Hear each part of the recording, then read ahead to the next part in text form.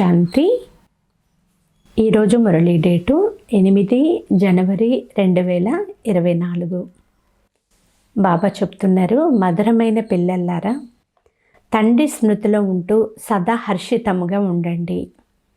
స్మృతిలో ఉంటే చాలా రమణీయంగా, చాలా మధురంగా ఉంటారు. సంతోషముగా ఉండి సేవ చేస్తారు. కావున సదా తండ్రి స్మృతిలో ఉండాలి. ఈరోజు మురళిలోని ప్రశ్న, జ్ఞానమస్తితో పాటు ఏ పరిశీలన చేసుకోవడం కూడా చాలా అవసరము.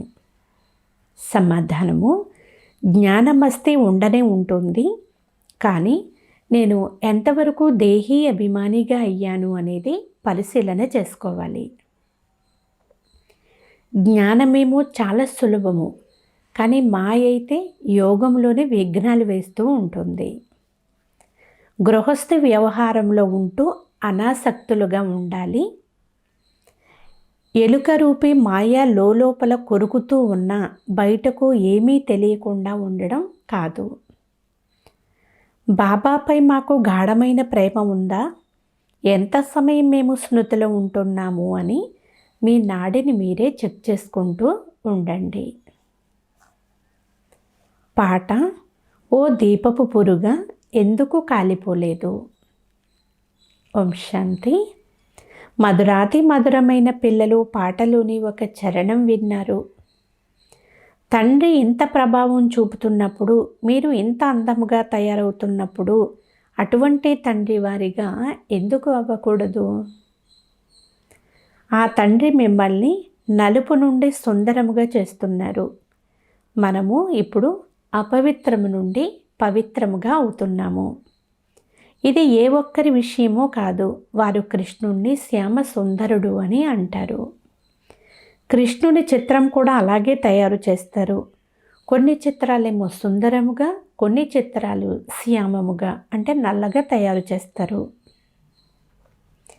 ఇది ఎలా సాధ్యమో మనుషులు అర్థం చేసుకోలేరు. సత్యయుగంలోని రాకుమారుడు నల్లగా అపవిత్రముగా ఎలా ఉంటాడు? కృష్ణుడు వంటి పుత్రుడు కావాలి అని, కృష్ణుడి వంటి భర్త లభించాలని అందరూ కోరుకుంటారు. అలాంటప్పుడు అతను నల్లగా ఎలా ఉంటాడు? కొంచెం కూడా అర్థం చేసుకోరు. కృష్ణుడిని నల్లగా ఎందుకు తయారు చేశారు, అసలు ఈ కారణం కూడా ఎవరికీ తెలియదు. సర్పముపై నృత్యం చేసినట్లు చూపించిన సంఘటన జరిగేందుకు వీలు లేదు. శాస్త్రాల నుండి ఇటువంటి మాటలు వింటారు, అందరికీ అలాగే చెప్తూ ఉంటారు. వాస్తవానికి అటువంటి విషయమేమీ లేదు. శేషనాగు శయ్యపై నారాయణుడు కూర్చున్నట్లు చిత్రాల్లో చూపిస్తారు. వాస్తవానికి అటువంటి శేషశయ్య అనేది ఏమీ ఉండదు. ఎన్ని వందల నూర్లు ఉంటాయా? కూర్చుని వారికి ఇష్టం వచ్చినటువంటి ఇలాంటి చిత్రాలను తయారు చేసేసారు అని బాబా అంటున్నారు. వీటిలో ఏ సారము లేదు. ఇవన్నీ కూడా భక్తి మార్గం యొక్క చిత్రాలు అని బాబా అర్థం చేయిస్తున్నారు. అయితే ఇదంతా డ్రామాలో నిశ్చయమై ఉంది. ప్రారంభం నుండి ఇప్పటి వరకు ఏ నాటకమైతే చిత్రీకరించబడిందో అది మళ్ళీ తిరిగి రిపీట్ అవుతుంది. కేవలం భక్తిలో ఏమేమి చేస్తారో వాటి గురించి అర్థం చేయించబడుతుంది. ఎంతో ఖర్చు చేస్తారు, రకరకాల చిత్రాలు మొదలైనవి తయారు చేస్తారు. జ్ఞానము తెలియకముందు ఈ చిత్రాలు చూస్తున్నా ఇంత ఆశ్చర్యపడేవారు కాదు. ఎప్పుడైతే తండ్రి అన్నిటి అర్థం తెలియచేశారో, ఇవన్నీ కూడా భక్తి మార్గం యొక్క విషయాలు అని ఇప్పుడు మీ బుద్ధిలోకి అయితే వస్తుంది కదా. భక్తిలో ఏమేమి జరుగుతుందో అది మరలా తిరిగి జరుగుతుంది, అంటే రిపీట్ అవుతుంది. మీరు తప్ప ఇతరులెవ్వరూ ఈ విషయాలను అర్థం చేసుకోలేరు. డ్రామాలో మొదట ఏదైతే నిశ్చితమై ఉందో మళ్ళీ అదే జరుగుతూ ఉంటుందని మీకు తెలుసు. అనేక ధర్మాల వినాశనము జరుగుతుంది, ఏకధర్మ స్థాపన కూడా జరుగుతుంది. ఇందులోనే కళ్యాణం ఉంది అని బాబా అంటున్నారు. ఇప్పుడు మీరు ప్రార్థన మొదలైనవి ఏమీ చెయ్యరు. భగవంతుడి నుండి ఫలము పొందేందుకు అవన్నీ చేస్తారు. ఫలము అనగా జీవన్ముక్తి. ఇప్పుడు ఈ విషయాలన్నింటినీ మీరు అర్థం చేసుకున్నారు కదా. ఇక్కడ ప్రజలపైన ప్రజారాజ్యం ఉంది. గీతలో భారతవాసీలైన కౌరవులు, పాండవులు ఏం చేశారు? యాదవులు ముసలము అంటే మిసైల్స్ తయారు చేసి దాని ద్వారా మళ్ళీ వాళ్ళ కులాన్ని వాళ్ళే వినాశనం చేసుకున్నారు. వీరందరూ పరస్పరం శత్రువులు. మీరు వార్తలు మొదలైనవి వినరు. ఎవరు వింటారో వారు బాగా అర్థం చేసుకోగలరు. రోజు రోజుకు లోపల చాలా గొడవలు జరుగుతూ ఉంటాయి. అందరూ క్రైస్తవులే, కానీ వారికే లోపల చాలా గొడవలు ఉంటాయి అని బాబా అంటున్నారు. ఇంటిలో కూర్చునే ఒకరినొకరు చంపుకుంటారు. మారణాయుధాలను వినియోగించి మరణించేలాగా చేస్తారు. మీరు రాజయోగం నేర్చుకుంటున్నారు. కావున రాజ్యపాలన చేసేందుకు పాత ప్రపంచం తప్పకుండా శుభ్రపడాలి కదా. మళ్ళీ కొత్త ప్రపంచంలో అన్నీ కొత్తవిగానే ఉంటాయి. అయితే అక్కడ పంచతత్వాల సహితముగా అన్ని సత్వ ప్రధానంగానే ఉంటాయి. అచ్చట ఉప్పొంగి నష్టపరిచే శక్తి సముద్రానికి ఉండదు. కానీ ఈ కలియుగంలో చూడండి, పంచతత్వాలు కూడా ఎంతగా నష్టపరుస్తున్నాయో. అక్కడ మొత్తం ప్రకృతి అంతా దాసీగా అయిపోతుంది. అందువలన అసలు దుఃఖము అనే మాట కూడా ఉండదు. ఇది కూడా తయారైన డ్రామా ఆట. స్వర్గమును సత్యయుగము అని అంటారు. క్రైస్తవులు కూడా మొదట స్వర్గం ఉండేది అని అంటారు. భారతదేశము అవినాశీ ఖండము. అయితే వారికి కేవలం మనకు ముక్తినిచ్చే తండ్రి భారతదేశంలో వస్తారు అనేది మాత్రం తెలియదు. శివ జయంతిని కూడా ఆచరిస్తారు, అయినా అర్థం చేసుకోలేరు. భారతదేశంలో శివ జయంతి జరుపుతున్నారు అంటే శివ్ బాబా తప్పకుండా భారతదేశంలోనే వచ్చి స్వర్గం తయారు చేశారు అని, ఇప్పుడు మళ్ళీ తయారు చేస్తున్నారు అని మీరు అర్థం చేసుకున్నారు. ఎవరైతే ప్రజలుగా అవుతారో వారి బుద్ధిలో ఏమాత్రం కూర్చోదు. ఎవరైతే రాజకుటుంబంలోకి వస్తారో అటువంటి పిల్లలకు మాత్రం తెలుస్తుంది మేము శివబాబా పిల్లలము అని అర్థం చేసుకుంటారు. ప్రజాపిత బ్రహ్మ కూడా వారి నుండే ముక్తి పొందుతారు. ముక్తిదాత జ్ఞానసాగరులు స్వయం ఆ తండ్రియే. బ్రహ్మను అయితే అలా అనరు. బ్రహ్మ కూడా వారి ద్వారా ముక్తి పొందుతాడు. అందరినీ ముక్తం చేసేవారు కేవలం తండ్రి ఒక్కరే. ఎందుకంటే ఇప్పుడు అందరూ చాలా తమో ప్రధానముగా ఉన్నారు కదా. ఈ విధంగా లోపల మీకు విచార సాగర మదనం జరగాలి అంటున్నారు బాబా. మనుషులు వెంటనే అర్థం చేసుకునే విధంగా మురళిని నడపాలి. పిల్లలు నెంబర్ వారీగా ఉండనే ఉన్నారు. ఇది జ్ఞానము.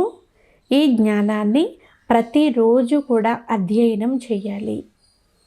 భయపడి చదువు మానివేయడం సరి అయినది కాదు. అలా చేస్తే దానిని కర్మబంధనము అని అంటారు. ప్రారంభంలో ఎంతోమంది వారి పరివారం నుండి వెలుపలికి వచ్చేసారు. తరువాత చాలామంది వెళ్ళిపోయారు కూడా. సింధులో చాలామంది కన్యలు వచ్చారు, కానీ గలాటాల కారణముగా ఎంతోమంది శత్రువులుగా మారిపోయారు. మొదట వారికి జ్ఞానం చాలా బాగుంది అని అనిపించేది.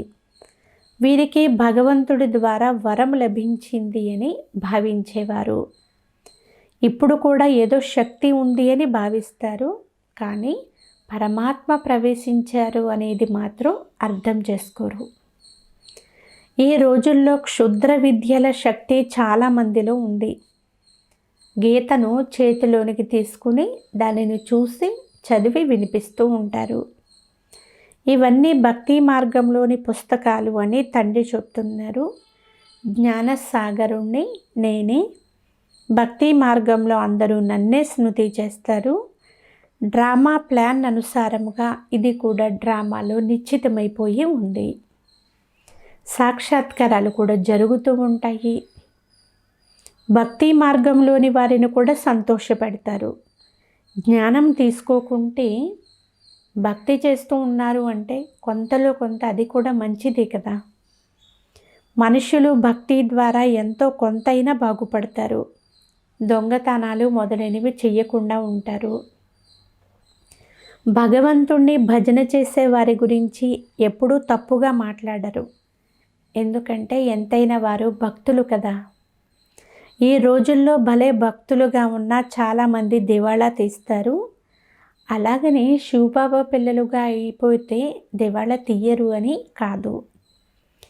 గత కర్మలు ఎలా ఉంటే తప్పకుండా దివాళా తీస్తారు. జ్ఞానములోకి వచ్చాక కూడా దివాళా తీస్తారు. ఇందులో జ్ఞానానికి ఏ సంబంధము లేదు అని బాబా అంటున్నారు. ఇప్పుడు పిల్లలైన మీరు సర్వీసు చేయడంలో లగ్నమై ఉన్నారు. శ్రీమతమును అనుసరించి సేవలో లగ్నమైతే ఫలమును పొందుతాము అని తెలుసుకున్నారు. మనము సర్వస్వము కూడా అక్కడికి బదిలీ చెయ్యాలి. మీ బ్యాగేజీ అంతటిని ట్రాన్స్ఫర్ చేసేయాలి. బాబాకు ప్రారంభంలో ఎంతో ఆనందం కలిగింది. అక్కడ నుండి వస్తూనే నషాలో ఒక పాట తయారు చేశారు. అల్ఫ్కు అల్లా లభించారు. అతడికి సామ్రాజ్యం లభించింది. అల్ఫ్కో అల్లా మిలా, బేకో బాద్షాహి. శ్రీకృష్ణుని సాక్షాత్కారము, చతుర్భుజుని సాక్షాత్కారము జరిగింది. అప్పుడు ద్వారకకు చక్రవర్తిగా అవుతాను అని అర్థం చేసుకున్నారు. ఈ విధంగా నష ఎక్కుతూ ఉండేది. అందువలన ఇప్పుడు ఈ వినాశీధనం ఏం చేసుకోను అని బ్రహ్మబాబాకు అనిపించింది. కావున పిల్లలైన మీకు కూడా బాబా మాకు స్వర్గంలో చక్రవర్తి పదవి ఇస్తున్నారు అని సంతోషం కలగాలి. కానీ పిల్లలు పురుషార్థమే చెయ్యరు. నడుస్తూ నడుస్తూ క్రింద పడిపోతారు. మంచి మంచి పిల్లలు బాబాకు నిమంత్రణ ఇచ్చేవారు కూడా బాబాను స్మృతి చెయ్యరు. బాబా మేము చాలా సంతోషముగా ఉన్నాము అని, మీ స్మృతిలో మేము చాలా మస్తుగా ఉంటాము అని బాబాకు ఉత్తరం వ్రాయాలి. ఎప్పుడూ బాబాని స్మృతి చెయ్యని వారు చాలామంది ఉన్నారు. స్మృతి యాత్ర ద్వారా మాత్రమే ఖుషి జోరుగా పెరుగుతుంది. జ్ఞానంలో ఎంతో మస్తుగా ఉంటారు. కానీ దేహాభిమానం చాలా ఉంది. దేహీ అభిమాన స్థితి ఎక్కడుంది? జ్ఞానము అయితే చాలా సులభము. యోగములోనే మాయ విఘ్నాలు కలిగిస్తుంది. బాబా అంటున్నారు, పిల్లలు గృహస్థ వ్యవహారంలో ఉండండి, కానీ అనాసక్తులుగా ఉండండి. మాయ దెబ్బతీసే విధంగా ఉండకూడదు. మాయ ఎలుక కొరికినట్లు కొరుకుతూ ఉంటుంది. రక్తము బయటికి వస్తున్నా తెలియకుండా ఉండేలాగా కరుస్తుంది. అలాగే దేహాభిమానం వలన ఎంత నష్టం కలుగుతుంది అనేది పిల్లలకు తెలియదు. ఉన్నతమైన పదవిని పొందలేరు. తండ్రి నుండి పూర్తి వారసత్వాన్ని తీసుకోవాలి. మమ్మ బాబాల వలె మనం కూడా సింహాసన అధికారులుగా అవ్వాలి. తండ్రి హృదయాన్ని తీసుకునేవారు. దిల్వాడా మందిరంలో కూడా స్మృతి చిహ్నాలు పూర్తిగా ఉన్నాయి. లోపల ఏనుగులపై మహారథులు కూర్చుని ఉన్నారు. మీలో కూడా మహారథులు, అశ్వారూఢులు, పదాతి దళం వారు ఉన్నారు. ప్రతి ఒక్కరూ కూడా తమ తమ నాడిని అయితే చూసుకోవాలి. బాబా ఎందుకు చూడాలి? మీరు స్వయాన్ని మేము బాబాని స్మృతి చేస్తున్నామా, బాబా వలె సేవ చేస్తున్నామా, నాకు బాబా జతలో యోగము ఉందా, రాత్రి మేలుకొని తండ్రిని స్మృతి చేస్తున్నానా, అనేక మందికి సేవ చేస్తున్నానా, ఇవన్నిటిని కూడా మీరు స్వయంలో పరిశీలన చేసుకోవాలి. బాబాను నేను ఎంత గాఢంగా స్మృతి చేస్తున్నాను అనేది చార్టు కూడా పెట్టాలి. మేము నిరంతరం స్మృతి చేస్తున్నామని కొంతమంది భావిస్తారు, కానీ ఇది ఎవ్వరికీ సాధ్యపడదు. కొంతమంది మేము బాబా పిల్లలుగా అయ్యాము, ఇక చాలు అని భావిస్తారు. కానీ స్వయాన్ని ఆత్మగా భావించి తండ్రిని స్మృతి చెయ్యాలి. బాబా స్మృతి లేకుండా ఏ పని చేసినా అది బాబాను స్మృతి చెయ్యనట్లే. బాబా స్మృతిలో సదా హర్షితముగా ఉండాలి. స్మృతిలో ఉండేవారు సదా రమణీయముగా హర్షితముఖులుగా ఉంటారు. ఇతరులకు చాలా ఖుషీగా రమణీయముగా అర్థం చేయిస్తారు. సేవపై చాలా ఆసక్తి కలవారు చాలా కొద్ది మంది మాత్రమే ఉన్నారు. చిత్రాలపైన అర్థం చేయించడం చాలా సులభము. వీరు అత్యంత ఉన్నతమైన భగవంతుడు, వారి తర్వాత వారి రచన అయిన ఆత్మలమైన మనము పరస్పరం బాయి అంటే సోదరులము. ఇది సోదరత్వము. కానీ వారు అందరూ తండ్రులే అని అనేశారు. మొదట శివబాబా యొక్క చిత్రమును చూపించాలి. వీరు సర్వాత్మలకు తండ్రి అని అర్థం చేయించాలి. అలాగే పరంపిత పరమాత్మ నిరాకారుడు అని, ఆత్మలమైన మనం కూడా నిరాకారులమే అనేది అర్థం చేయించాలి. బురుకుటి మధ్యలో ఉంటాము. శివబాబా కూడా ఒక నక్షత్ర రూపమే. అయితే నక్షత్రాన్ని ఎలా పూజించాలి? అందుచేతనే పూజకు యోగ్యంగా ఒక పెద్ద రూపాన్ని తయారు చేశారు.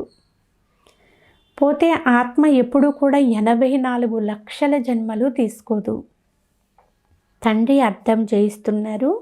ఆత్మ మొదట అశరీరిగా వస్తుంది, తర్వాత శరీరాన్ని ధరించి పాత్రను అభినయిస్తుంది.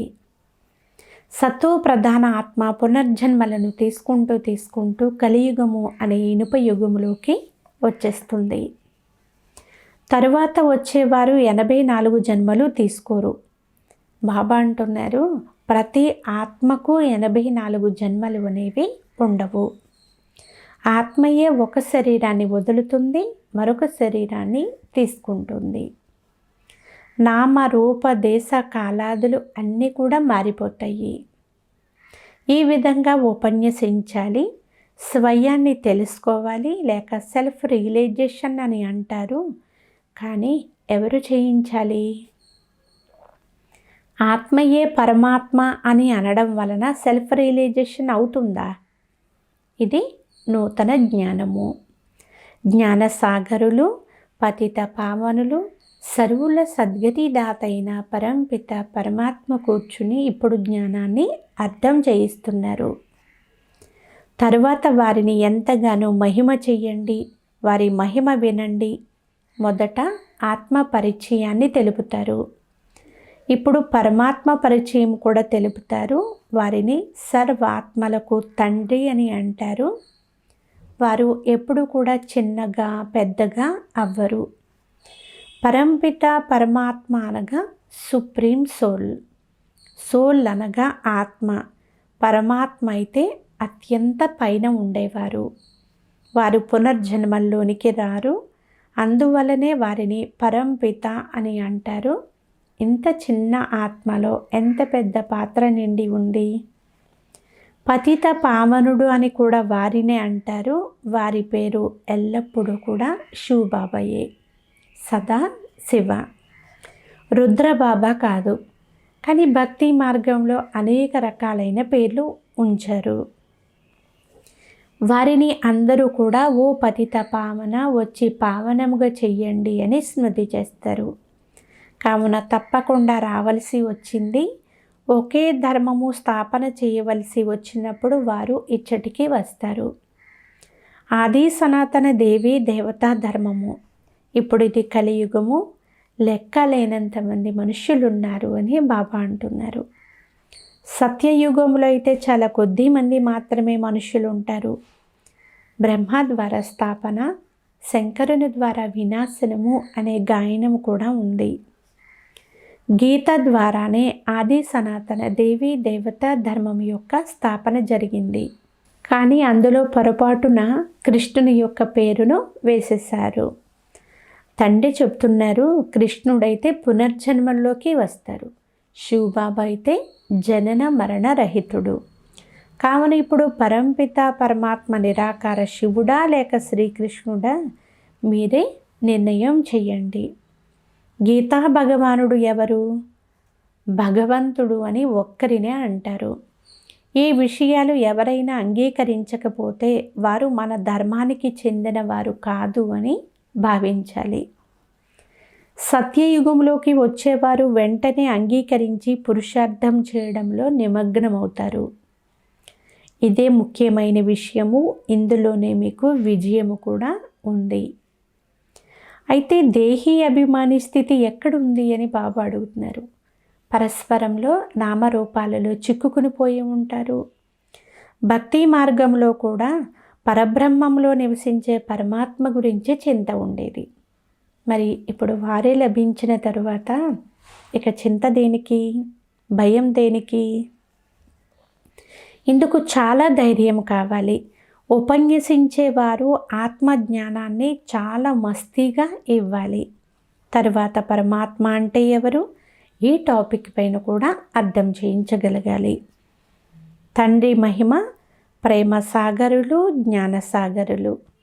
పిల్లల మహిమ కూడా ఇదే కదా. ఎవరినైనా కోపగించుకోవడము అనగా చట్టము చేతికి తీసుకోవడం. బాబా ఎంత మధురమైన వారు.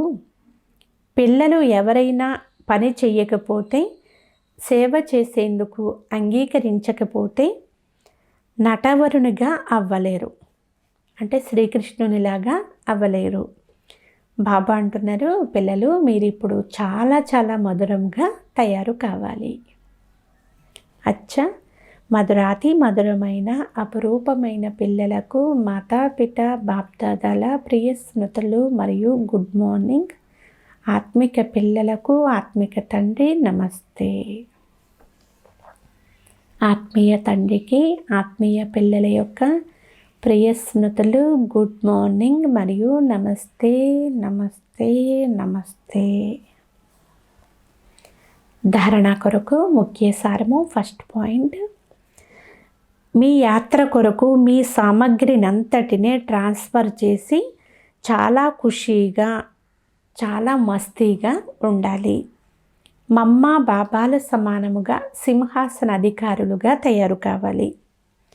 అత్యంత ప్రీతికరమైన స్మృతిలో ఉండాలి. సెకండ్ పాయింట్, ఎవరికో భయపడి చదువును ఎప్పుడూ కూడా వదిలివేయకూడదు. స్మృతి ద్వారా మీ కర్మ బంధనాలను చాలా తేలికగా చేసుకోవాలి. ఎప్పుడూ క్రోధములోకి వచ్చి చట్టమును చేతిలోనికి తీసుకోకూడదు. ఏ సేవకు కాదు, లేదు అనే మాటలు అస్సలు నోటి నుండి రాకూడదు. ఈరోజు వరదానము రాయల్ మరియు సింపుల్. ఈ రెండింటి బ్యాలెన్స్ ద్వారా కార్యము చేసే బ్రహ్మబాబ్ సమాన్ భవ. సారాంశము, బ్రహ్మబాబా చాలా సాధారణంగా ఉండేవారు. చాలా ఉన్నతముగా లేరు, చాలా నీచముగా తక్కువగా కూడా లేరు. ఆది నుండి ఇంతవరకు బ్రాహ్మణుల యొక్క నియమం ఏమిటి అంటే పూర్తి సాదాగా కూడా ఉండకూడదు, అలాగని చాలా రాయల్గా కూడా ఉండకూడదు, మధ్యస్థముగా ఉండాలి. ఇప్పుడు సాధనాలు చాలా ఉన్నాయి, సాధనాలు ఇచ్చే దాత కూడా ఉన్నారు. అయినా ఏ కార్యం చేసినా మధ్యస్థముగా చేయండి. ఇక్కడ రాచరికపు ఆడంబరం ఉంది అని ఎవ్వరూ కూడా అనకూడదు. ఎంత సింపుల్గా ఉంటారో అంత రాయల్గా ఉండాలి. బాబా అంటున్నారు సింపుల్ మరియు రాయల్, ఈ రెండింటి యొక్క బ్యాలెన్స్ ఉండాలి. స్లోగన్, ఇతరులను చూసేందుకు బదులు స్వయాన్ని చూసుకోండి మరియు నేను ఏ కర్మ అయితే చేస్తానో నన్ను చూసి ఇతరులు కూడా అదే చేస్తారు అనేది పక్కాగా జ్ఞాపకం పెట్టుకోవాలి. అవ్యక్త సైలెన్స్ ద్వారా డబల్ లైట్ ఫరిస్తా స్థితిని అనుభవం చెయ్యండి. ఇప్పుడు మీ కార్య వ్యవహారం అంతా సంకల్పాల ద్వారా సైగలతో నడవాలి. ఎటువంటి లైట్ రూపంలో ఉండాలి అంటే వ్యర్థ సంకల్పాలు, వ్యర్థ సమయము సమాప్తమైపోవాలి. ఏది జరగాలో అదే సంకల్పం ఉత్పన్నం కావాలి.